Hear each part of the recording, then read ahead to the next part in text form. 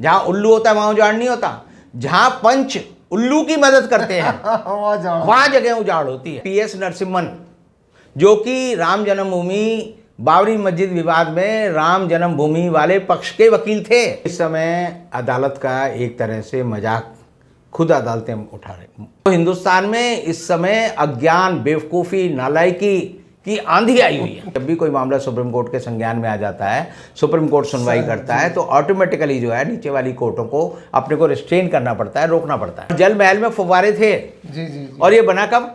17वीं शताब्दी में, यानी जिस समय की हम बात कर रहे हैं कि ज्ञान मस्जिद बनी। फाउंटेन जो है, बिजली से फाउंटेन का संबंध नहीं है। हाँ, वो फाउंटेन का संबंध तो जो है आपकी अकल से है। हर न्यायाधीश, चाहे वो सुप्रीम कोर्ट का हो, चाहे वो हाई कोर्ट का हो, चाहे नीचे का हो, वो पंच होता है। और जिस देश के पंच बेईमान हो, आप समझ लो वहाँ उजाड़ आएगा। दोस्तों आदाब है, मैं नीस अहमद खान हिंद वॉइस से आपसे मुखातिब हूँ। मेरे साथ है रविंद्र कुमार जी। बहुत बहुत स्वागत है रविंद्र कुमार जी आपका। रविंद्र कुमार जी, एक कानून के मजाक बना रखा है यूपी में, खास तौर पे आपने देखिए ज्ञान वापी मस्जिद का, यानी लीक भी हो गई, रिपोर्ट दी गई, रिपोर्ट लीक हो गई, तो कोर्ट कचहरी का फ़ायदा क्या है? सीक्रेट रिपोर्ट भेजने से फ़ायदा क्या है? आपके क्या विचार हैं इस मामले में? देखिए, इस समय अदालत का एक तरह से मजाक खुद अदालतें उठा रही, और इसका वजह यह है कि अगर आप किसी भी अदालत की कार्रवाई देखें, यानी अगर आप जैसे ज्ञान वापी वाला मामला आपने किया कि उसमें सीधी सी बात यह है कि कोर्ट कमिश्नर को अपॉइंट किया, एक अजय मिश्रा नाम के व्यक्ति को और दूसरे को, और दोनों ने रिपोर्ट देनी थी। वो कोर्ट कमिश्नर जो है वहाँ गए ज्ञान वापी मंदिर में सर्वे के नाम पर, और एक तरह से वहाँ पर जो है प्रशासन का पूरा सहयोग उनके साथ था, क्योंकि योगी आदित्यनाथ की सरकार है और वो सरकार चाहती है कि साम दाम दंड भेद के रूप में ज्ञान वापी मस्जिद को हथिया लिया जाए और उसे ज्ञान वापी मंदिर सिद्ध कर दिया जाए। अब ये सवाल आता है कि कोर्ट कमिश्नर ने जब वहाँ पर जाकर अपनी प्रोसीडिंग शुरू की, सर्वे शुरू किया, और सर्वे के दौरान जो है बहुत सारी चीज़ें प्रेस को वो ब्रीफ करते रहे कि वहाँ एक शिवलिंग मिला है, एक अंजना ओम कश्यप बोली कि वो 12 फीट का मोटा है, रूबिका लियाकत ने कहा वो इतना लंबा शिवलिंग है। तो एक तरह से सारी जानकारी लाइव टेलीकास्ट हो रही थी, और नाम ये था कि ये कोर्ट कमिश्नर जो है यहाँ पर सर्वे कर रहे हैं। और सर्वे के साथ साथ ये है कि कोर्ट कमिश्नर ने अपनी रिपोर्ट बनाने से पहले जाकर ही अदालत को बता दिया कि जी वहाँ पर एक शिवलिंग मिला है, और उसकी मुँह ज़बानी बात पर बिना किसी तथ्य या बिना रिपोर्ट के जज ने भी इतनी जल्दी दिखाई और कहा कि सारे इलाके को कॉर्डन ऑफ कर दिया जाए और इसको सुरक्षित कर दिया जाए और किसी को यहाँ जाने ना दिया जाए। अब दूसरा मजाक ये है कि एक मामला जो सुप्रीम कोर्ट के संज्ञान में है, सुप्रीम कोर्ट में चल रहा है, जिसकी प्रोसीडिंग सुप्रीम कोर्ट में चल रही है, सुप्रीम कोर्ट के न्यायाधीश जो है DY चंद्रचूड़, सूर्यकांत और PS नरसिम्हन की बेंच उसको सुन रही है, उसी समय जो है एक पैरेलल जो है अदालत की कार्रवाई जो है एक डिस्ट्रिक्ट कोर्ट में चल रही है। यानी आपने आज तक ये नहीं सुना होगा, क्योंकि जब भी कोई मामला सुप्रीम कोर्ट के संज्ञान में आ जाता है, सुप्रीम कोर्ट सुनवाई करता है, तो ऑटोमेटिकली जो है नीचे वाली कोर्टों को अपने को रिस्ट्रेन करना पड़ता है, रोकना पड़ता है। लेकिन सुप्रीम कोर्ट ने भी जो बयान दिया वो भी यानी जो आदेश दिया वो भी बड़ा अजीबोगरीब है। उन्होंने कहा कि जो शिवलिंग वाली जगह हैं उसको सुरक्षित किया जाए, और सुरक्षित करने के बाद जो ज्ञान वापी मंदिर में जितने भी लोग वहाँ पर नमाज अदा करने जाते हैं वजू खाने में, उनको वजू की सुविधा दी जाए। तो आप समझिए शिवलिंग ये शब्द जो है निचली अदालत की प्रोसीडिंग में भी, अदालत के आदेश में है और सुप्रीम कोर्ट के आदेश में भी है, और जबकि ये नहीं पता कि वो क्या है। अब बाद में आया कि जी ये फव्वारा है। अब फव्वारे की बात आई तो वो ये कहा गया कि पुराना फव्वारा था वो टूट गया। अब टूट गया तो बहुत सारे लोगों ने कहा जी उस ज़माने में बिजली नहीं थी तो फव्वारा कैसे चलता था। तो हिंदुस्तान में इस समय अज्ञान, बेवकूफ़ी, नालायकी की आंधी आई हुई है। मुझे याद है मैं बचपन में छोटा था तो हम डीग के महल देखने गए, भरतपुर है दिल्ली के पास ही, वहाँ पर जो है 32 किलोमीटर दूर डीग के महल हैं। और उन महलों की सबसे बड़ी विशेषता ये है कि वो उसमें वहाँ पर एक जो जगह है उसका नाम है जल महल, और जल महल में फव्वारे थे। और ये बना कब? 17वीं शताब्दी में, यानी जिस समय की हम बात कर रहे हैं कि ज्ञान वापी मस्जिद बनी, उस समय के हिसाब से अगर आप चले तो डीग के फव्वारे भी थे।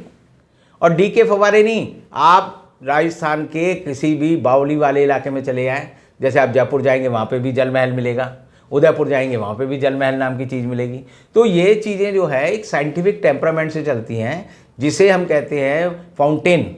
तो फाउंटेन जो है, बिजली से फाउंटेन का संबंध नहीं है। हाँ, वो फाउंटेन का संबंध तो जो है आपकी अकल से है कि एक जगह पानी ऊंचा रख दिया और एक जगह पानी नीचे रख दिया।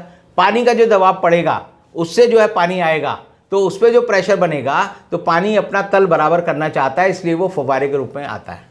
जैसे कि जो लोग दिल्ली में रहते हैं और जगह रहते हैं, सरकारी क्वार्टरों में रहते हैं, तो पहले तो खैर पानी की टंकी नहीं होती थी।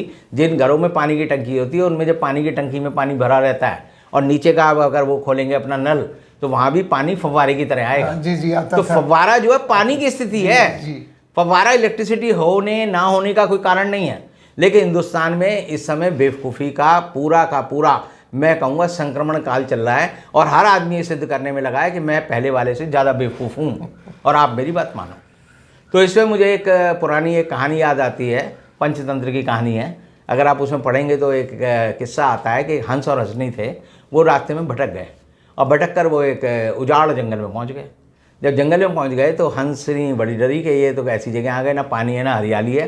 तो उसने कहा भाई रात तो काटनी पड़ेगी किसी तरह, जब सुबह सूरज निकलेगा तब हम चलेंगे। तो वो बेचारे एक जगह छुप के बैठ गए। तो उसी जहाँ वो छुप के बैठे थे वहीं उस पे ऊपर पेड़ पर एक उल्लू रहता था। तो उल्लू रात को चीखता था, चिल्लाता था, अजीब गरीब आवाज़ करता था। तो वो बेचारी बड़ी परेशानी, हंसनी के कहाँ मरे हम। तो हंस ने कहा सब्र कर, सुबह रोशनी निकलेगी तो हम यहाँ से चले जाएंगे। लेकिन जिस जगह उल्लू रहते हैं वहाँ उजाड़ होता है, उजाड़ होता है जी। उल्लू से उजाड़ आता है। तो अब ऐसी हालत में क्या हुआ कि जब सुबह हुई तो हंस और हंसनी चलने के लिए तैयार हुए। तो उन्होंने उल्लू को कहा कि उल्लू भाई धन्यवाद आपका, हमने आपके पेड़ की शरण में रात काटी, अब हम जा रहे हैं। तो उल्लू ने कहा तुम जा रहे हो तो जाओ, लेकिन हंसनी को छोड़ के जाओ। हंस ने कहा हंसनी को क्यों छोड़ के जाऊँ? उल्लू बोला ये मेरी बीवी है, ये मेरी बीवी है, तू इसे कहाँ ले जा रहा है? तो उसे शोर मचाया। खैर गांव वाले आ गए, गांव वालों ने पूछा भाई क्या बात हुई? तो हंस ने बताया जी ये मेरी बीवी है, और ये उल्लू कहता है मेरी है।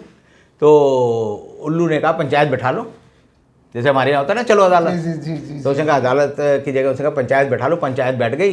पंचों ने कहा भाई क्या बात है? तो हंस ने कहा ये मेरी बीवी है, मैं अपनी बीवी के साथ रात को यहाँ सोया था, मैं जा रहा हूँ। तो उल्लू बोला ये मेरी बीवी है, क्योंकि ये इस पेड़ के नीचे थी, मैं भी पेड़ के ऊपर था, तो पति पत्नी हैं हम लोग, हमारे को ये मिलनी चाहिए। तो पंचों ने बैठकर फैसला किया, सोचा कि ये हंस तो बेचारा आया है चला जाएगा, लेकिन ये उल्लू है, ये तो लगातार हमारे साथ ही रहना है, हमारे गांव के बाहर ही रहेगा। अगर हम इसके पक्ष में फैसला नहीं देंगे तो हमारा जीना आराम कर देगा, रात भर उल्टी सीधी आवाज़ निकालेगा, बच्चों को डराएगा। तो उन्होंने कहा इसके फेवर में फैसला दे देते हैं।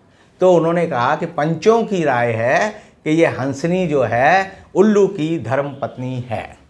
पंचों की राय। पंचों की राय है, जैसे हमारे अदालत की राय होती है। जी जी। तो उन्होंने कहा पंचों की राय है कि ये हंसनी जो है उल्लू की बीवी है। अब बेचारा हंस बड़ा परेशान, खैर रोता कलपता वापस जाने लगा। तो थोड़ी देर में जो है उल्लू आया, बोला मैं तेरे को शिक्षा देना चाहता था, तू रात को कह रहा था जहाँ उल्लू होता है वहाँ उजाड़ होता है, तो तू अपनी बीवी ले जा।